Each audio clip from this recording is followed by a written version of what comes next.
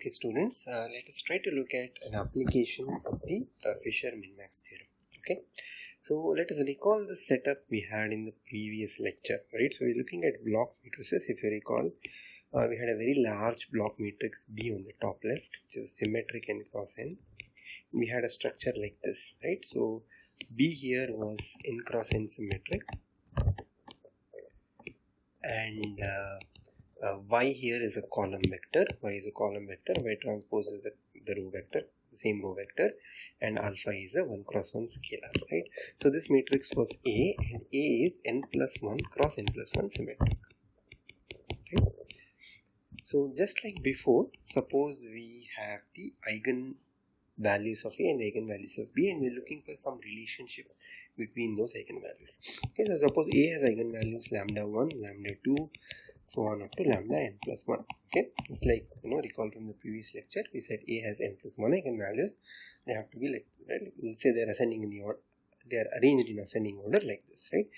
And suppose B has eigenvalues mu 1 to mu n. Okay. Okay. In the last lecture, we applied the Rayleigh quotient theorem to say that all the eigenvalues mu are actually located in between the smallest and the largest eigenvalue, right? So the mu's are located in this region, which is what we said in the previous lecture, right? And we got that by applying the Rayleigh quotient theorem, right? What we're going to see here is actually something, we're going to say something slightly stronger here, okay? And we're going to apply the Fisher-Min-Max theorem to say the same thing, okay? So recall the proof of this, right? From the previous lecture, how we did is we tried to construct an nx for which the Rayleigh coefficient is easy to find, and that gave us a bound on lambda 1 and lambda n plus 1, right? In particular, we said v1, v2, so on up to vn be the eigenvectors of B in order, meaning that v1 is the eigenvector corresponding to mu1, v2 is the eigenvector corresponding to mu2, and vn is the eigenvector corresponding to vn. Suppose these are the eigenvectors of B, right? And in the last lecture, we actually constructed an x like this, right? We take the eigenvector of B and we append a 0. Okay, we add a 0 at the end to make it n plus 1 cross n plus 1, and then we find the Rayleigh coefficient at this vector. Okay, that's what we did in the last class. Let us now try to do the same thing, but we'll apply the Fisher-Min-Max theorem. So we're going to construct subspaces, not vectors, but we'll construct subspaces. Okay, and then we'll apply the Fisher-Min-Max inequality. So let me pick S to be the subspace obtained by spanning these vectors. Okay.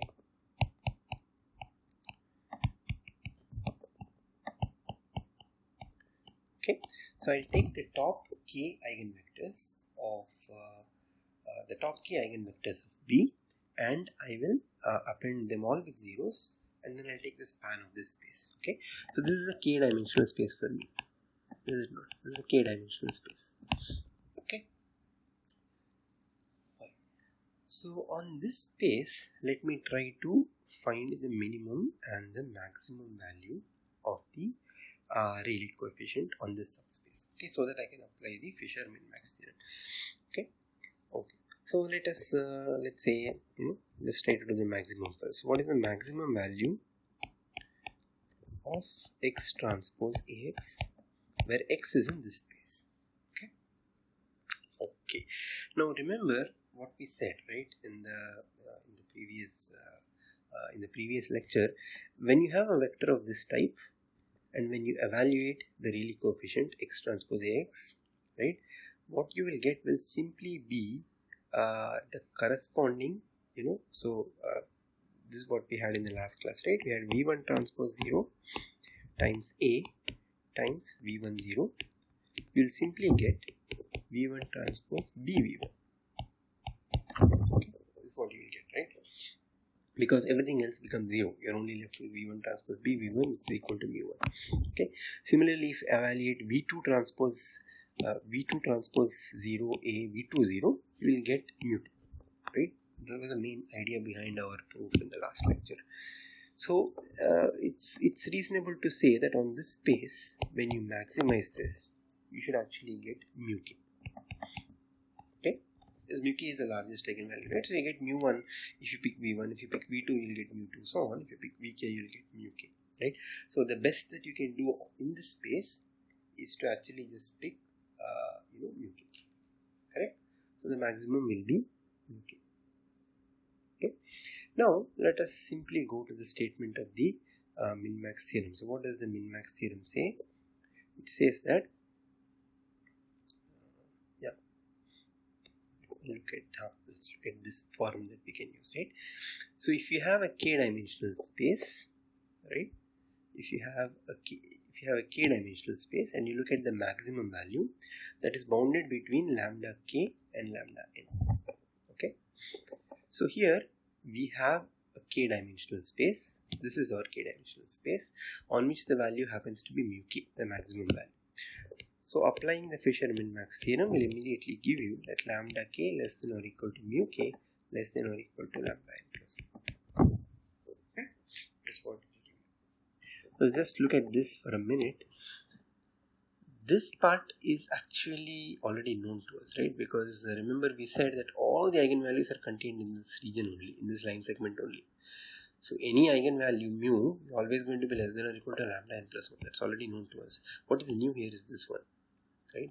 It's actually telling you that the kth eigenvalue of B, that is mu k, is actually at least lambda k. It's above the kth eigenvalue of A. Okay?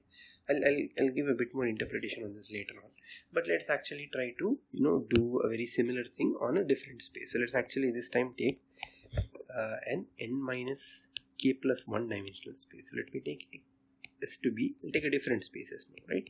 So let me take S to be the span of this space, right? So let me take vk0, vk plus 1 0, so on up to bn0.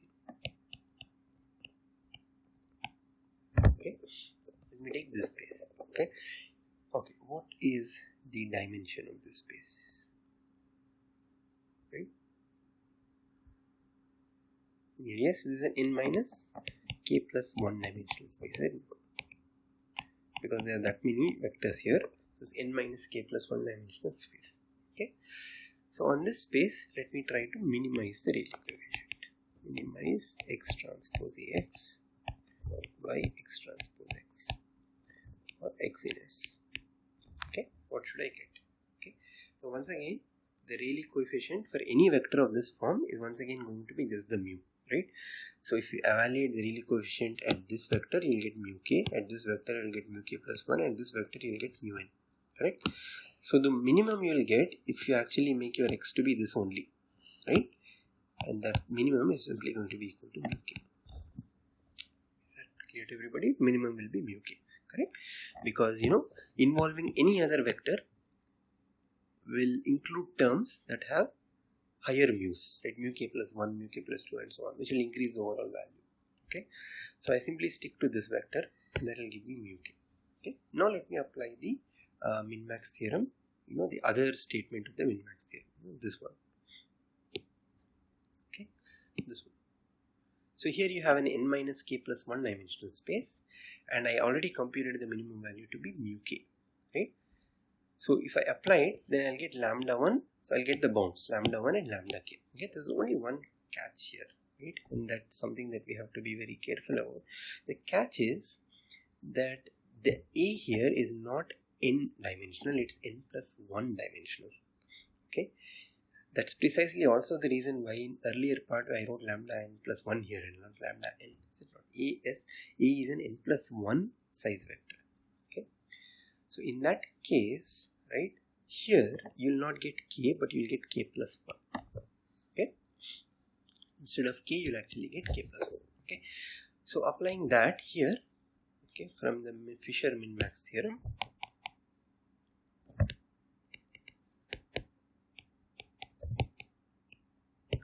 lambda 1 less than or equal to mu k less than or equal to lambda k plus 2.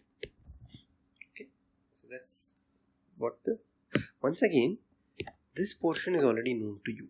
Okay, this portion comes from your standard, the Rayleigh quotient theorem, because you already know that mu k is contained in this region here, so it definitely is above lambda 1. Okay, what it's also telling you that it's less than or equal to lambda k plus 1. Okay, so is this? So I urge everybody to go through this proof. It's actually not much. It's just a direct application of the min-max theorem, but it just requires that you understand each step very, very carefully. Okay. You might have asked me in this subspace. I did maximization but not minimization. What if I do minimization on this subspace? I urge all of you to do that, right? You can definitely do that and apply the min-max theorem. You'll actually get another inequality of this type, but that's going to be a trivial inequality. That's why I didn't do it. Similarly here on this space, you only did a minimization. Why didn't you do a maximization? You can do that as well. Okay, fine. So let's actually combine these two, right? So this one, this inequality here and this inequality here. What does that tell you? That tells you that lambda k less than or equal to mu k less than or equal to lambda k plus 1. Okay, and this works for every case. What it's actually telling you is the kth smallest eigenvalue of b is contained in between the kth largest eigenvalue of a and the k plus 1th largest eigenvalue of a. Okay, so let's just try to look at the number line to visualize this. So let us say, for simplicity's sake, let me assume that the eigenvalues of a are like this. Okay, and there's at the end there is lambda n plus 1. Okay, this line needs to be bigger. Okay, at the end there is lambda n plus 1, right? And it says lambda n. This is all dot dot dot. Okay, what this is actually saying here is that mu1 is going to be contained in this region somewhere. Mu2 is going to be contained in this region somewhere. Mu3 is going to be contained in this region somewhere, and so on. And mu-n is going to be contained in this region somewhere. As you can see, this is considerably stronger than saying that all the mu's are going to be contained in between lambda 1 and lambda n plus 1. That was our earlier statement in the last lecture. We said all the mu's are in between all the mu's are in this segment. That's what you said in the last lecture. We are saying something even stronger. We are saying that the smallest eigenvalue will be in this segment. The next smallest eigenvalue of b will be in this segment. The next smallest eigenvalue in this segment. Okay. This is called interlacing theorem for this reason. The Cauchy interlacing theorem. For this reason, right? Because the eigenvalues are in some sense interlaced. Right? If you start traveling on the number line from the left, you will encounter the eigenvalue of a first, the smallest eigenvalue. Then you will encounter the smallest eigenvalue of b first. Then you will encounter the second smallest eigenvalue of a. Then you will encounter the second smallest eigenvalue of b, and so on. Right? They're all going to be interlaced. So that's why it's called the Cauchy interlacing theorem. Okay? It's a very powerful consequence of the Courant-Fisher min-max theorem. Once again, as I said in the previous portion of this lecture as well, this lecture may be slightly advanced compared to the rest of the content in this course. So please feel free to delay till the end of this segment if you feel that. I'm pretty sure you'll be able to follow it, and the importance of the results, especially the min-max theorem, cannot be understated.